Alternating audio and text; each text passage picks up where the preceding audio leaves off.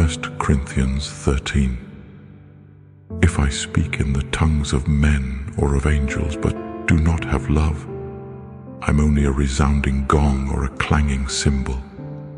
If I have the gift of prophecy and can fathom all mysteries and all knowledge, and if I have a faith that can move mountains, but don't have love, I'm nothing. If I give all I possess to the poor and give over my body to hardship that I may boast, but don't have love, I gain nothing. Love is patient. Love is kind. It does not envy. It does not boast. It is not proud. It does not dishonor others. It is not self-seeking. It is not easily angered. It keeps no record of wrongs. Love does not delight in evil, but rejoices with the truth. It always protects, always trusts, always hopes, always perseveres. Love never fails. But where there are prophecies, they will cease. Where there are tongues, they will be stilled. Where there is knowledge, it will pass away. For we know in part, and we prophesy in part, but when completeness comes, what is in part disappears. When I was a child, I talked like a child. I thought like a child. I reasoned like a child.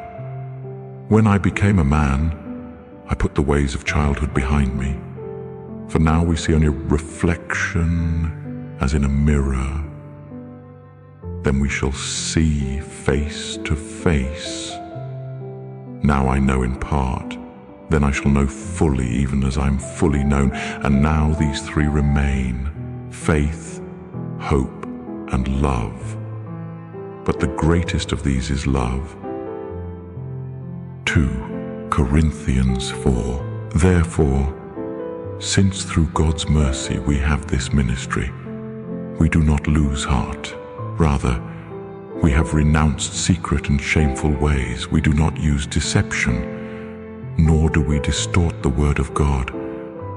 On the contrary, by setting forth the truth plainly, we commend ourselves to everyone's conscience in the sight of God. And even if our gospel is veiled, it is veiled to those who are perishing. The God of this age has blinded the minds of unbelievers, so that they cannot see the light of the gospel that displays the glory of Christ, who is the image of God. For what we preach is not ourselves, but Jesus Christ as Lord, and ourselves as your servants for Jesus' sake. For God, who said, "Let light shine out of darkness," made his light shine in our hearts to give us the light of the knowledge of God's glory displayed in the face of Christ.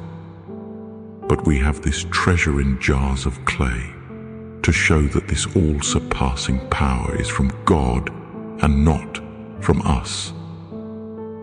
We are hard-pressed on every side, but not crushed, perplexed, but not in despair, persecuted, but not abandoned, struck down, but not destroyed.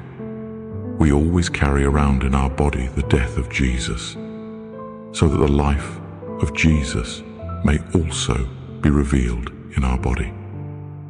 For we who are alive are always being given over to death for Jesus' sake, so that his life may also be revealed in our mortal body. So then, death is at work in us, but life is at work in you. It's written, "I believed, therefore I have spoken." Since we have that same spirit of faith, we also believe and therefore speak, because we know that the one who raised the Lord Jesus from the dead will also raise us with Jesus and present us with you to himself. All this is for your benefit, so that the grace that is reaching more and more people may cause thanksgiving to overflow to the glory of God. Therefore, we do not lose heart. Though outwardly we are wasting away, yet inwardly we are being renewed day by day. For our light and momentary troubles are achieving for us an eternal glory that far outweighs them all. So we fix our eyes not on what is seen, but on what is unseen, since what is seen is temporary, but what is unseen is eternal.